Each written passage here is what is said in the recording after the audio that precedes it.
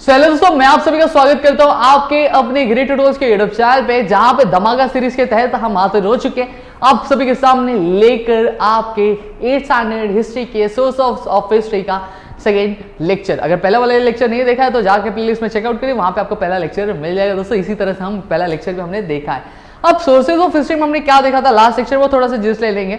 Sources of history में history क्या होता है सबसे पहले वो हमने समझा था, फिर सोर्सेज क्या होता है ये समझा था, फिर सोर्सेज ऑफ हिस्ट्री कौन कौन से हमने ये समझा था, और इस साल हम कौन सी हिस्ट्री पढ़ने वाले ये हमने देखा था। ठीक है, अब जैसा मैंने आपको पिछले लेक्चर में बताया था, इस साल हम मॉडर्न हिस्ट्री पढ़ने वाले, और मॉडर्न हिस्ट्री में हम कौन सा हिस्ट्री पढ़ने वाले, प्री इंडिपेंडेंस हिस्ट्री पढ़ने वाले। ये चीज मैंने देखी थी, और ये जो सोर्सेज पढ़ रहे हैं हम प्री इंडिपेंडेंस पीरियड को हम किस तरह से पढ़ सकते हैं, किस तरह से जान सके, वो ये सारे सोर्सेज उस चीज के रिलेटेड है। सही बात है। इस लेक्चर में हम दोस्तों बात करने वाले आपके मटेरियल सोर्सेज के बारे में। अब मटेरियल सोर्सेज ठीक है देखेंगे आगे चल के। अब अगर मैं बात करूं दोस्तों, अगर आपका ये जो मॉडर्न हिस्ट्री है, इंडिया का जो मॉडर्न हिस्ट्री स्पेसिफिकली ज्यादातर किसी पे बेस्ड है, यूरोपियंस के ऊपर बेस्ड है। खासकर अगर मैं बात करूं आपके ब्रिटिश रूलर्स के ऊपर बेस्ड है। ठीक है, अब हम सभी से जानते हैं कि हमारा जो देश था वो अंग्रेजों का गुलाम था, और अंग्रेज जब थे तो वहां पे बहुत सारी चीजें क्या हुई थी, बदलाव हुई थी, बहुत सारे चेंजेस हुए। सही बात है, एक सिक्का है, एक सिक्के के दो पहलू होते हैं, एक अच्छा और एक बुरा। सही बात। उसी तरह से अगर मैं बात करूं एक अच्छे पहलू की बात करूं तो बुरा तो हम आगे पढ़ने वाले, क्या सारी चीजें हुई थी हमारे साथ और क्या सारी अच्छी चीजें तो वो भी हम लोग यहाँ पे देखने वाले। अब यहां पे अगर मैं बात करूं तो ब्रिटिश पीरियड के दौरान आपके कुछ बिल्डिंग्स बने थे, साथ ही साथ अगर मैं बात करूं दोस्तों आपके ब्रिजेस बने थे, फिर उसके बाद अगर मैं यहां पे आपके बात करूं तो आपके रोड्स बने थे, और साथ ही साथ दोस्तों आपके वाटर सप्लाई सिस्टम भी बना था दोस्तों। ठीक है, अब ये सारी चीजें आज भी क्या उसी तरह से बरकरार है जैसे वो अंग्रेजों के जमाने पे बने हुए थे। हम अंग्रेजों के जमाने के क्या जेलर है जेलर, ये डायलॉग सुना होगा कि नहीं सुना होगा, आपने किसी पिक्चर में सुना होगा तो एक बार मुझे कमेंट सेक्शन में बता देना। ठीक है, वाटर सप्लाई सिस्टम बना था, फिर एक आपका जो बोलते हैं फाउंटेन फुवारा जिसे हम बोलते हैं, ये भी क्या आपके अंग्रेजों के जमाने में हमारे इंडिया में बना था। ठीक है, अब ये आज भी उसी तरह से है जिस तरह से वो अंग्रेजों के जमाने में क्या बना हुआ था दोस्तों। आज भी उसी बोलते ना एक बोलते ऐसा अभी बना है वैसे ही दिखते हैं, वही मजबूती है, वही फ्रेशनेस है बिल्डिंग्स में, वो आज भी उसी तरह से एरट क्या सीधे खड़े हुए हैं दोस्तों। इतनी चीजें क्लियर हुई। अब यहाँ पे अगर मैं बात करूं बाकी सारी चीजें थे, गवर्नमेंट ऑफिसेज भी बने थे जहां पे ब्रिटिश रूलर्स जो थे वो क्या करते थे, अपना कामकाज किया करते थे। फिर जो ब्रिटिश ऑफिसर्स थे वो इंडिया के तो थे नहीं, वो यूरोपियन कंट्रीज से आए थे, तो उनके लिए क्या घर रहने की जो व्यवस्था थी, रेसिडेंस ऑफ ऑफिसर्स। फिर साथ ही साथ आपके पैलेसेस, किसके पैलेसेस, जो रूलर्स हुआ करते थे हमारे, उनके पैलेसेस जैसा आप पीछे देख सकते हो, इस तरह के आलीशान पैलेसेस हुआ करते थे। फिर उसके बाद फोर्ट्स, आपने 7th स्टैंडर्ड में भी पढ़ा था फोर्ट्स के बारे में, यहाँ पे भी फोर्ट्स है दोस्तों। तो ये सारी चीजें बिल्ट हुई थी। अब यहाँ पे अगर मैं बात करूँ तो प्रिजन्स, यानी जो आपके क्या कहते हैं बोलते ना मुजरिम हुआ करते थे, उन्हें कहाँ रखा था, तो उनके लिए जेल भी बनी हुई थी दोस्तों। और इनमें से कुछ चीजें थी ना दोस्तों, उसको नेशनल मॉन्यूमेंट्स या नेशनल बिल्डिंग्स का क्या खिताब दे दिया गया, उनको नाम दे दिया गया। जैसे मैं बात करूं अंडमान में एक आपका जो सेल्यूलर जेल है उसकी बात करूं तो इसे क्या किया गया, नेशनल हेरिटेज साइट का एक डिक्लेयर कर दिया गया है दोस्तों। तो ऐसे बहुत सारी बिल्डिंग्स है, बहुत सारी चीजें जो आप 10th स्टैंडर्ड में पढ़ोगे कि वर्ल्ड हेरिटेज साइट्स क्या होता है, नेशनल हेरिटेज साइट्स क्या, ये सारी चीजें आप 10th स्टैंडर्ड में पढ़ने वाले, तो वहां पे हम लोग देखेंगे तो कौन से क्या डिक्लेयर किए, सारी चीजें आप लोग वहां पे समझने वाले हो। ठीक है, तो आपका अगर आपका आया तो नेशनल हेरिटेज साइट किसको, तो सेल्यूलर जेल को क्या नेशनली डिक्लेयर किया है दोस्तों। फिर यहाँ पे अब ये सारी चीजों से हमें क्या पता चलता है, ये हम लोग यहाँ पे एक एक करके देखेंगे।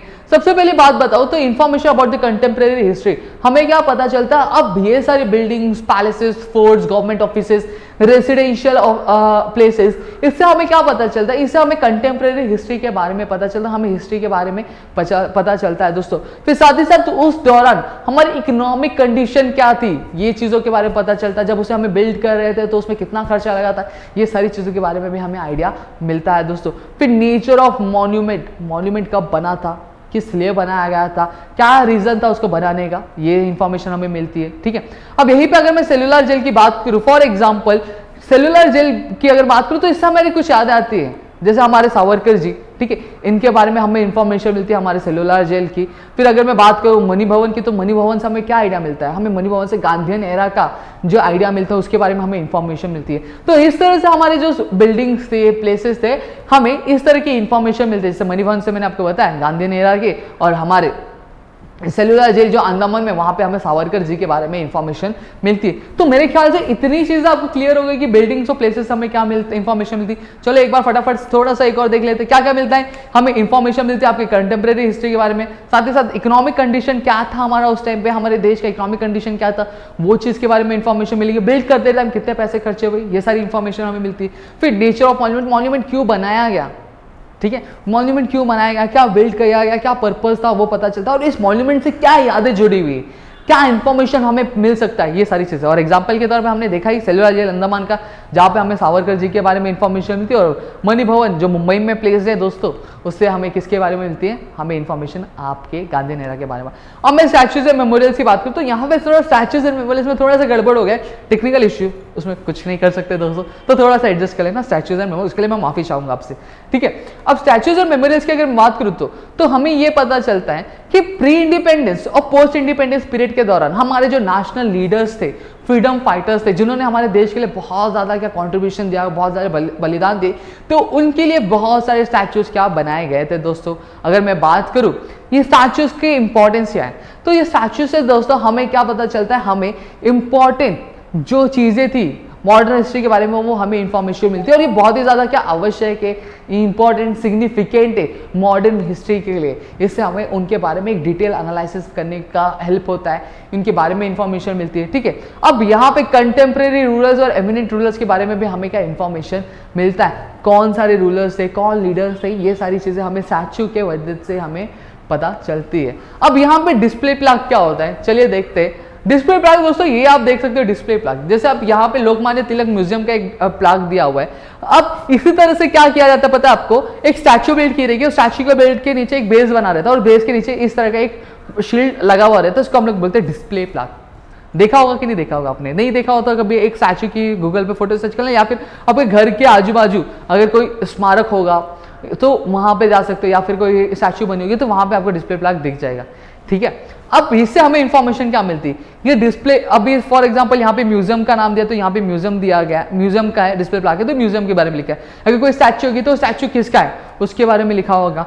फिर ये स्टैच्यू जो पर्सन थे उनकी लाइफ स्पैन क्या थे ये हमें पता चला, इनके कॉन्ट्रीब्यूशन क्या थे ये हमें इंफॉर्मेशन मिलती है, इन्होंने क्या बलिदान दिया था, ये सारी इंफॉर्मेशन हमें क्या मिलता है, डिस्प्ले प्लाक से मिलता है। और साथ ही साथ ये स्टैच्यू किसने बनाई है ये भी हमें इंफॉर्मेशन मिलती है दोस्तों। इतनी चीजें मेरे ख्याल से आप सभी को क्लियर हो गई होंगे।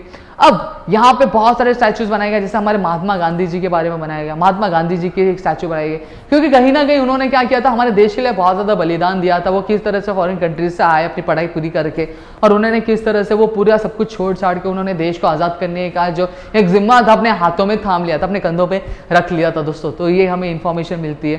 फिर उसके बाद अगर हम हमारे सरदार वल्लभ भाई पटेल की जी के बारे में बात करें तो इनके बारे में हमें इंफॉर्मेशन के स्टैच्यू से पता चलती है, उसके वहाँ पे एक म्यूजियम है तो वो म्यूजियम से हमें पता चलता है। तो इस तरह से हमें क्या स्टैच्यू और प्लेसेस से और फिर उसके बाद डिस्प्ले प्लाक से हमें इस तरह के हमारी इंफॉर्मेशन मिलती है। और ये बहुत ही ज़्यादा इंपॉर्टेंट है दोस्तों, किस चीज़ के लिए, हमारे मॉडर्न हिस्ट्री के अगर हमें स्टडी करनी है तो उसके लिए बहुत ही ज़्यादा इंपॉर्टेंस है। तो इस तरह से हमारे मटेरियल सोर्स काम करते हैं। अब आगे हम पढ़ने वाले दोस्तों रिटर्न सोर्स के, जहाँ पे न्यूज़पेपर, पीरियोडिकल्स के बारे में पढ़ेंगे, ओरल सोर्सेज के बारे में पढ़ेंगे, ऑडियो विजुअल के बारे में पढ़ेंगे, और हमारा लेक्चर खत्म हो जाएगा। एक दो लेक्चर्स में हमारे पूरा जो सोर्सेज ऑफ हिस्ट्री वो अच्छे तरीके से कंप्लीट हो जाएगा दोस्तों। तो आई होप आपको सारी चीजें समझ में आ गई। समझ में आई है तो वीडियो को लाइक करना, चैनल सब्सक्राइब नहीं किया तो चैनल सब्सक्राइब करना और अपने दोस्तों के साथ शेयर करना। और यहाँ पे मैं बता दूं 7th, 8th, 9th, 10th, 11th, 12th सभी के लिए लेक्चर्स आ रहे हैं दोस्तों। किसी के लिए लेक्चर्स छोड़े नहीं दोस्तों, सभी के साइंस और कॉमर्स और सबके लिए लेक्चर्स आ रहे हैं। तो अपने दोस्तों के साथ शेयर कर दो। और धमाका बैच का जो टेलीग्राम ग्रुप है अगर नहीं ज्वाइन किया तो जाके ज्वाइन कर लो, वहाँ पे आपको लेक्चर्स के बारे में इंफॉर्मेशन मिलती रहेगी दोस्तों। और इसी तरह से हम क्या आपके लिए एनिमेटेड वीडियो सारी चीज़ें लेकर आते रहेंगे। तो आई होप आपको सारी चीज़ समझ में आ गई, समझ में आई है। तो हम अब मिलेंगे अगले लेक्चर में, तो तब तक के लिए घर पे रहिए, सुरक्षित रहिए, अपना ध्यान रखिए दोस्तों।